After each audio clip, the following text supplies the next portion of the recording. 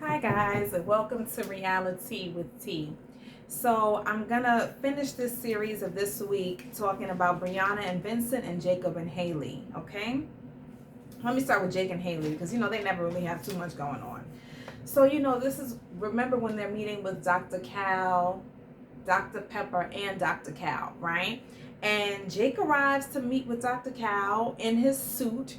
Now, we see the suit jacket and the tie and the shirt and everything, but then when we see him talk to Hailey later, he has on jeans. So I don't know if he wore the jeans with the suit jacket and stuff or if he changed when he got home, but that kind of threw me off because I'm like, is that the new style now to wear like a suit top half and then jeans on the bottom half? Because that didn't work for me. But either way, he looked very nice. He had some more facial hair. He looked nice. And basically, the biggest thing, this whole thing is about unanswered questions. And his question is, what made her pull back in Vegas? Remember, they were in Vegas and they hooked up. She had sex with him. And after that, it was like, nah, I don't want any pieces of him. He grosses me out, the whole thing. So he keeps wanting the direct answer of what it is that I did or what turned you off, what made you pull back in Vegas. And there's some reason, some big reason why she's not saying it. She doesn't want to hurt his feelings. I don't know what this man did in the bed. I don't know what he could have done to gross her out to this point, but she doesn't want to say it to him, and it completely turned her off to him. And since then, she's been like, I'm not attracted to him. So people say it's bad sex. I feel like it has to be more than that. I don't know. Let me know what you guys think. I don't know. But either way, he wants to know, and she's not telling him. Dr. Cal talks to him about asking, what are her expectations of a husband? You know what I mean? She always wants space. She wants this and that. And it's like, okay, what do you really want from a husband? I don't think that she knows. She's been single for so long, and she's been pushing people away, and she's been hooking up with dudes and then pulling back and the whole thing. And that's what she's used to. She doesn't know what she wants. You know what I mean? So it'll be interesting to hear what she says, but I don't even think she's going to be able to articulate what she wants because she doesn't know. So, Jake says he knows why they were matched, but, basically it's just not working with them. So, Dr. Cal gives him some stuff to go answer, to ask her when she sees him and the whole thing. Now we have Hailey and Dr. Pepper, and she explains how she just can't find a connection with him. You know what I mean? And I can see what she's talking about. I've said this before. She kind of throws out conversation starters and it just flies flat with him. You know what I mean? Like, he doesn't know how to carry a conversation. He's very awkward. He talks about himself somewhat, but isn't really interested or engages when she's talking about her. So I don't think it's going to work anyway. They just can't make that connection. And Dr. Pepper says you guys don't know each other on a deeper level. They don't, because they can't get through the conversation portion. They can't get through that flow. So, she said her question for him would be, what have you been doing in the past 10 years? She says, I know before this, I think maybe he was in school. He had a girlfriend, whatever it was. But the last 10 years are not clear to her. So for whatever reason, that's her question. So that's what she's going to ask him. Dr. Pepper brings up to Hailey, listen, he has changed for you, but you haven't done much changing for him. And I love that she's so direct. This is why I wanted her to sit with Chris's ass and chew into him like she should have. Basically he's changed. He started drinking more wine than usual. They show these videos of him drinking the wine, changing his clothes, doing the chart reading.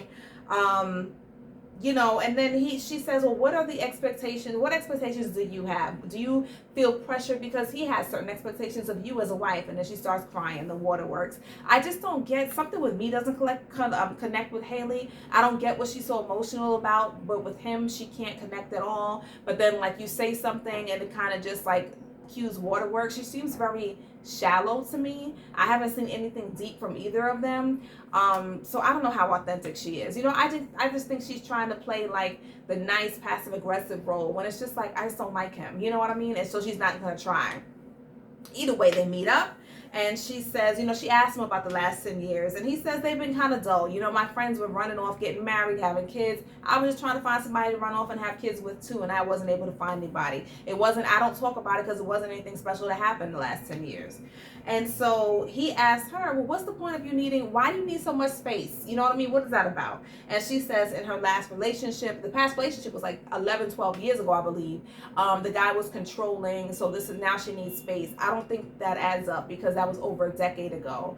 I think she's using that, of course, any excuse she can get to just keep physical space in between them because she's grossed out by him for whatever reason. So, she says he doesn't really engage with her, and he says he doesn't really feel comfortable approaching her because he doesn't know how to. They're both fair. Those are both fair arguments. You know what I mean? She isn't very approachable. If you think that you're trying to, when you say something to her, she feels like you're attacking her. When you try to touch her or share any type of physical touch, she's like grossed out by you and she recoils at your touch. He doesn't know how to approach you, and she's not telling him anything because she doesn't want him to approach her. You know what I mean? That's the nitty gritty of it. She don't want him to touch her.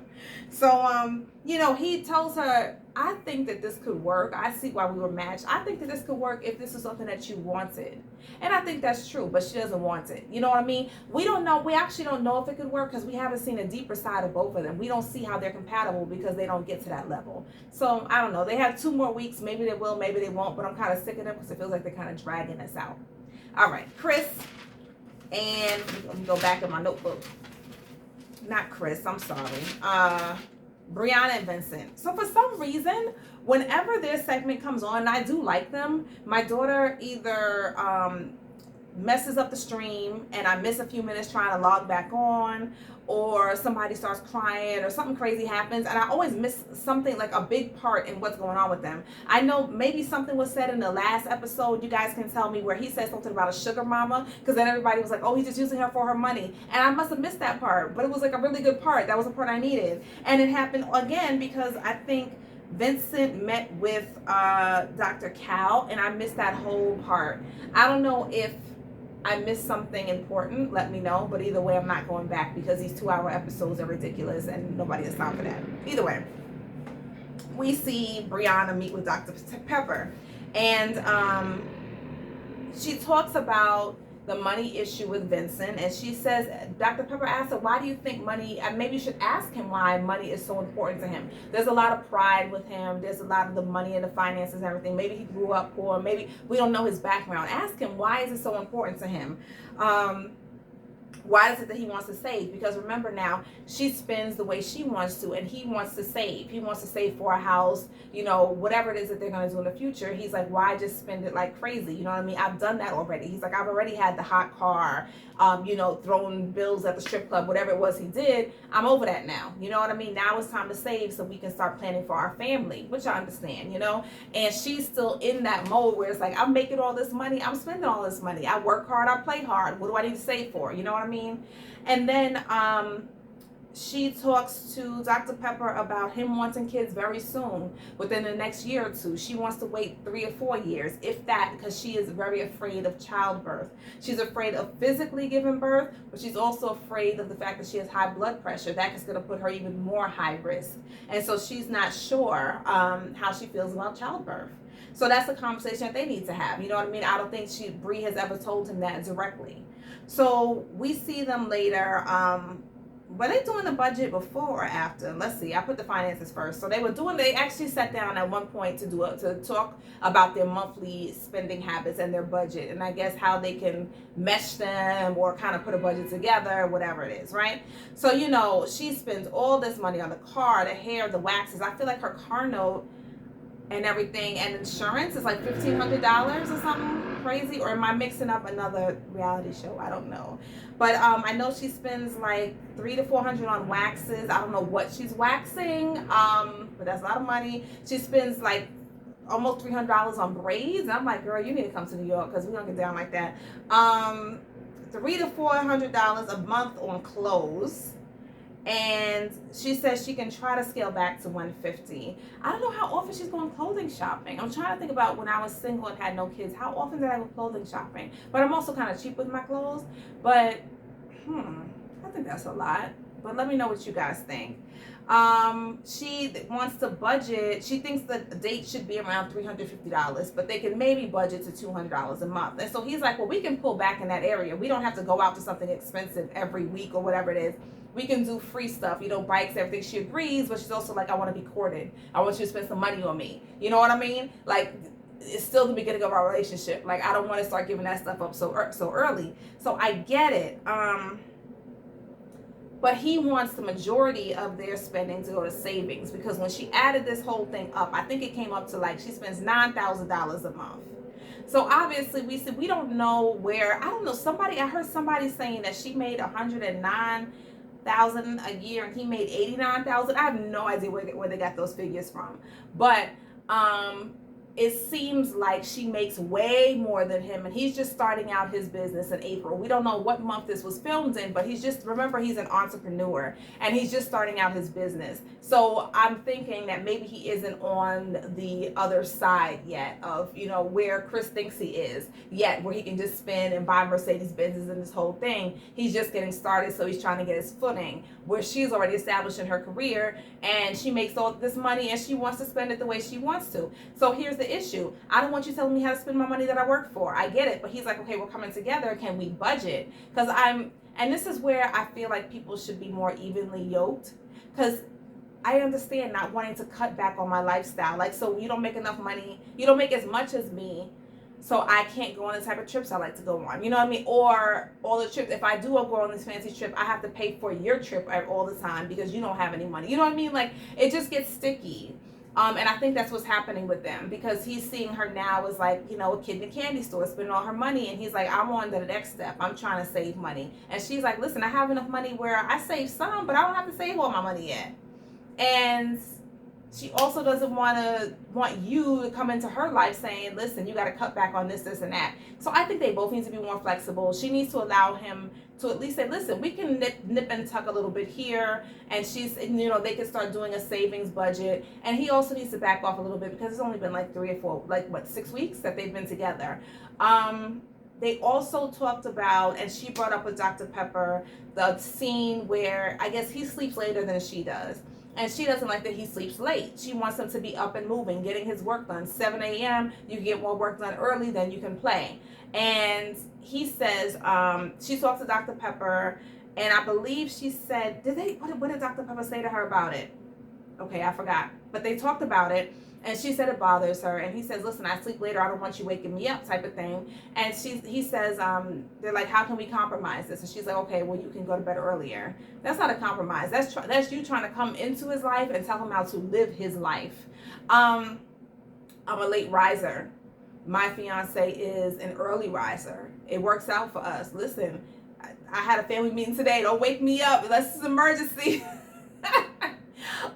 He wakes up, he gets the kids up early, does breakfast and everything, and I'm the later person, so I end up doing the dinner bedtime thing, wash up routine thing. It works out, you know what I mean? I don't think that, especially if you don't even know what kind of sleep he's getting. Maybe he's not getting good sleep and he has to sleep late. Don't wake me up. Let this man sleep now, because when the kids come, they're going to be up 6:37 every morning, and he won't even have the choice. You won't have the choice. Let this man live. You know what I mean? Since you want to get your work done, you get your work done early. When he gets up, he'll do his thing, but this is your time. Take your me time. Don't ever say you need space, because he's sleeping. So get up and read your book, listen to your music, do your jog, whatever it is, and keep it moving. Like, I don't like that where it's like, I do it this way, so you need to do it my way. And that's how she is. She's uncompromising. She is bossy. She's trying to control him in certain ways.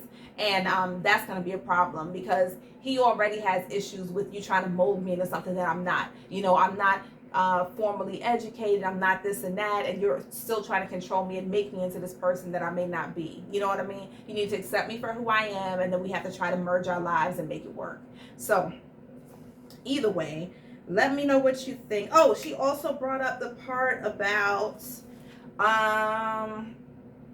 talked about all that, sleeping late, early. Yes, yeah, because she talked about you play with your cell phone at night. If you didn't do that, you can go to sleep earlier. That's what I do. That's what I do. That helps me to go to sleep. Don't tell me what I shouldn't do. You can suggest, like, hey, listen, that cell phone's keeping you up. All right, you said it once, I heard you. That's it. Good night. Leave me alone about it. This is my routine before bed, okay? That's it. Let me scroll on my Facebook and my Instagram and call it a night, okay? Because this is my escape. You can't come in and change everything, Bree. And then she talks about the kids and her fears, and he makes it clear that he wants kids. He doesn't want to adopt. I think he said that. And he was like, basically, he was kind of not listening to her fear about it. It was kind of like, well, the later you wait, the worse it's going to be. So we need to do this now. And that's the problem, that he didn't listen to her fear about it. And how can we work on this? And what can we do? It doesn't have to be decided or talked about really in this moment. You know what I'm saying? We're still only 6 weeks in, but you know, you need to say something like, listen, this is stuff, I'm with you. You know what I mean? We could work on this together. We can go to counseling together. Whatever it is, we'll deal with that. We're going to deal with that together. That's not a deal breaker, because in the end, we want the same thing. So let's work together to get there. And I'm here to support you. You know what I mean? Like he was just kind of uncaring in that moment. And that kind of turned me off to him. So both of them, I don't know how this is going to work. So I don't even know how I did the ranking this week, but I know that they are number 4 in the worst match couples of this week, I believe. They were number 5. Hailey's number 4, or the best. I don't know what I did. No, the worst matches were 1 down. So I guess Hailey and Jacob number 4, and then they're 5, because they're still in the best. They're still the best of the 5, even though none of them are really going to work well at all. Either way, let me know what you think. Please like, comment, subscribe, hit that notification bell, and I will see you tomorrow, after the review. Talk to you soon. Bye-bye.